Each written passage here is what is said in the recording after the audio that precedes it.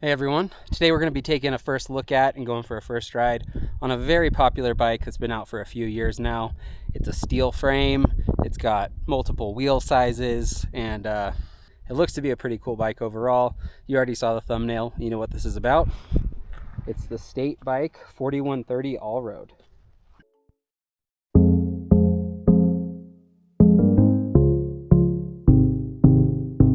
So this bike came out a few years ago, and immediately there was a lot of buzz about it, and I could see why. So coming in at under $1,000, this is a 4130 chromoly frame.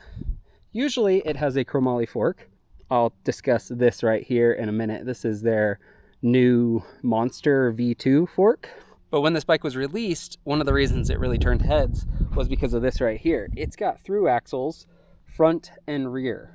That's fairly unheard of for this price point.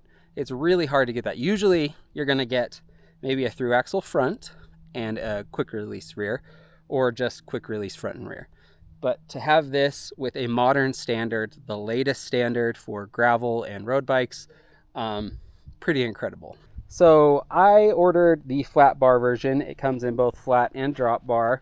The reason I ordered it in the flat bar version was because I wanted to see, obviously it could be a gravel bike that's been really proven in traditional gravel. I wanted to put it to more of a test as an all-terrain bike, an ATB, see how it did there. This fork up here, their Monster V2 fork, this was recently released. And the main change, first of all, it's a carbon fork with a carbon steerer.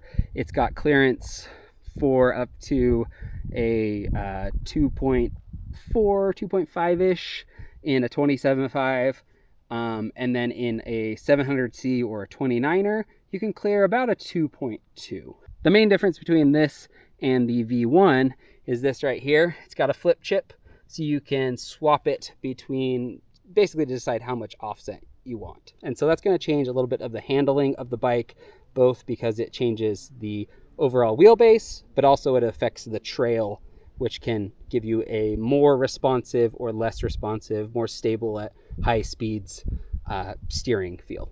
So what's pretty cool about it is this bike as is, even with that carbon fork, $1,100 right now. So that fork is $300. That's a really good deal. But then the whole bike in general, $800 right now. Otherwise, you know, it's not that much more. It's $900 normally. Not crazy at all. So let's jump into some of the components, some of the specs, geometry, stuff like that before we go out on our test loop. The main reason they're able to get away with such a good price point is because you will notice pretty much everything is their brand.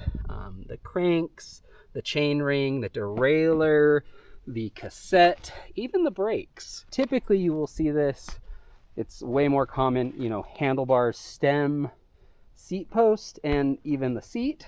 But to have the whole drivetrain and brakes is pretty unique. So that's how they're able to really reduce the cost on these. So this derailleur does have a clutch in it, and it is adjustable internally. You got to pull that little cap off right there to be able to adjust it. It's an 11-speed drivetrain, and right now it comes stock with a 42-tooth chainring and an 11 to 42-tooth cassette.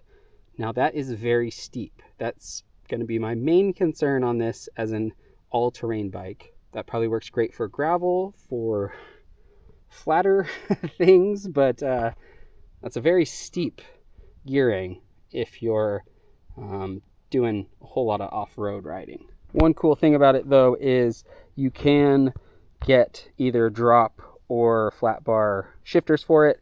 So if you had this, like I said, and you wanted to swap it between the two, depending on what you were doing, you could always just replace the bars as well as the brakes, and you're good to go. It's going to be compatible with that rear derailleur.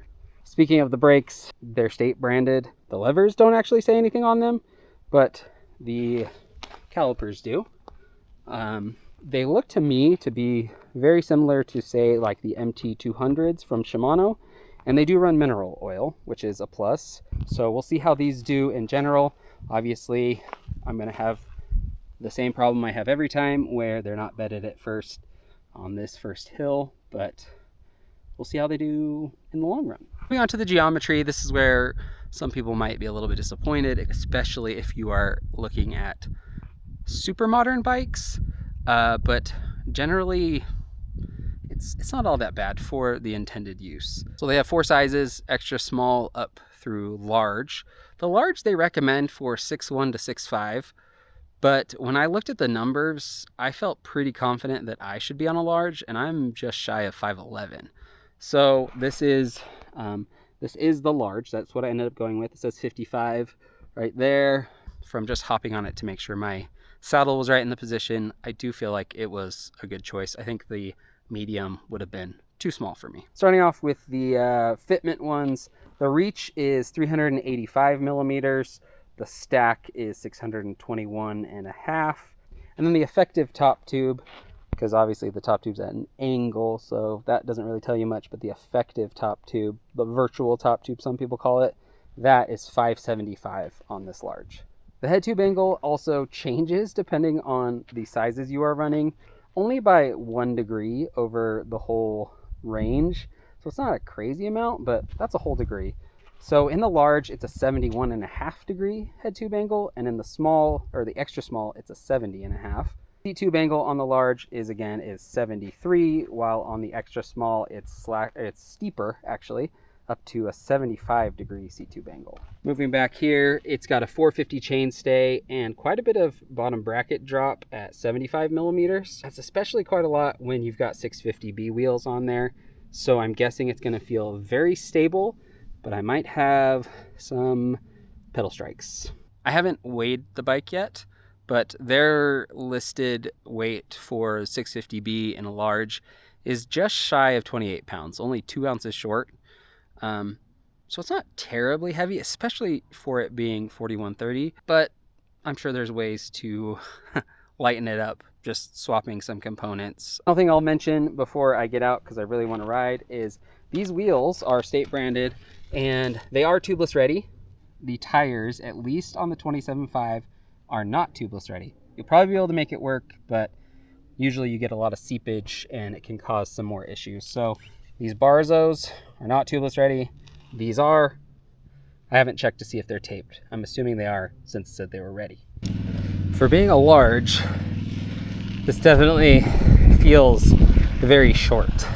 It doesn't say explicitly, but I am 99% sure the flat bar and the drop bar, it's the same frame. Because it definitely feels like I threw some flat bars on a drop bar bike based on the top tube and the reach and everything. Also very glad I went with the large, not the medium. I feel like their size chart is definitely a little misleading. It's probably right in the drop bar respect. Flat bars, not so much. The gearing actually feels better than I expected. Oh crap. Okay, as I was saying, the gearing actually doesn't feel too terrible. 4242 is a very steep gearing for something like this. These are some steep little grades, but I think the smaller diameter wheels help a little bit. I mean, obviously it's gonna feel pretty zippy and nimble thanks to those steep angles and the shorter wheelbase, but it's also not as heavy as you'd expect. I don't love these grips. I mean, they're nicer than what you get on a lot of bikes at this price point, but I'm just not a big fan of foam grips like this. For some reason I get more fatigued on them, more numbness, and when I get sweaty, my hands slip off of them. Let's see how these brakes do on this downhill, especially not bedded in.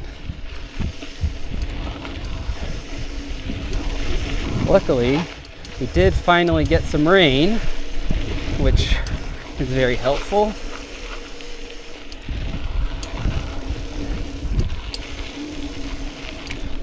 I think right now, if there's one thing I could change about this, I wish it had internal dropper post routing.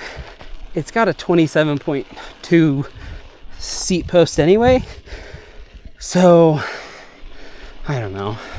I already have several external dropper posts that will work on this. And honestly, this is probably a better candidate for suspension seat post. These bars are super narrow. I don't know what they actually are. It doesn't say on them. I don't remember seeing it listed. If I had to guess though, I don't think they're even close to 700. Kind of feels like I'm on a track bike or like a fixed gear for the city. If you're wondering on assembly, don't have a lot of skills, they do recommend you get it set up at a bike shop, especially if you're going to go tubeless.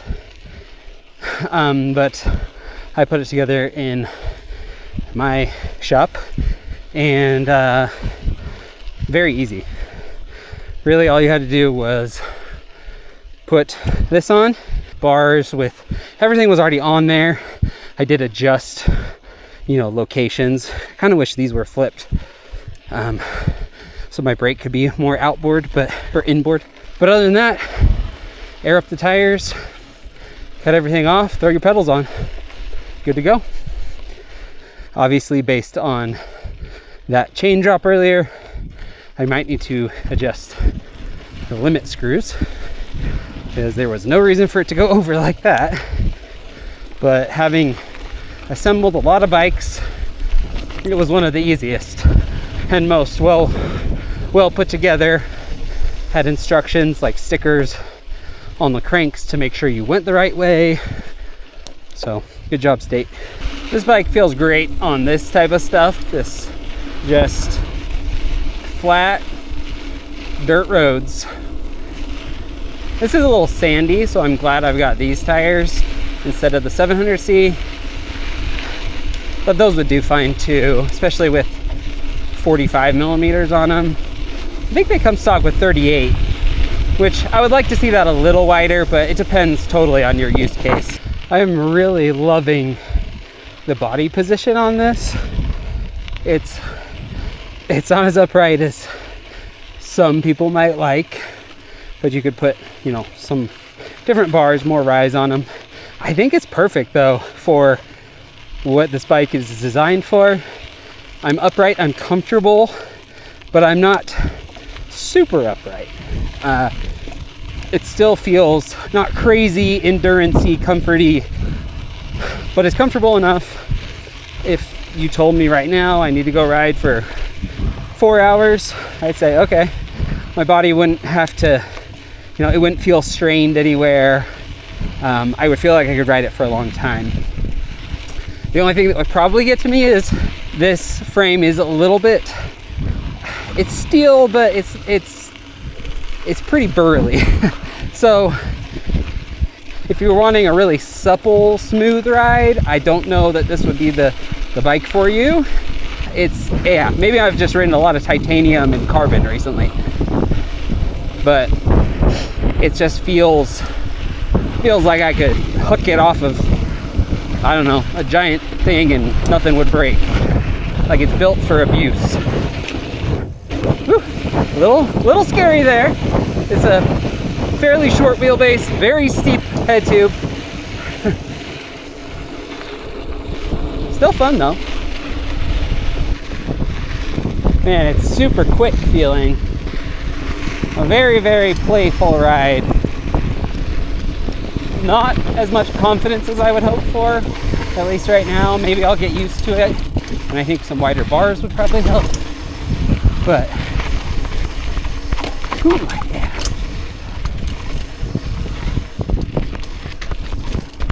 I mean, that's not too terrible. I'm going a little slower than I would normally go over some of these little obstacles, but it's not too bad. Oh, also one other thing I should have mentioned is this doesn't have as many mounts as a lot of bikes now, but it does have rear rack mounts. It's got 2 bottle cage mounts in the frame, and then on this either fork actually, you get 3 pack mounts. So, I mean, that's gonna be more than enough for most people. Ooh, this is fun.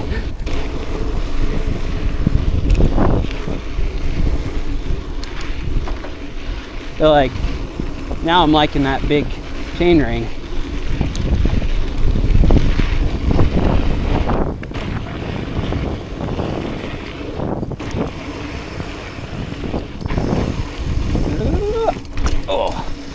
I love rigid bikes, but only usually with plus tires. Or at least tubeless.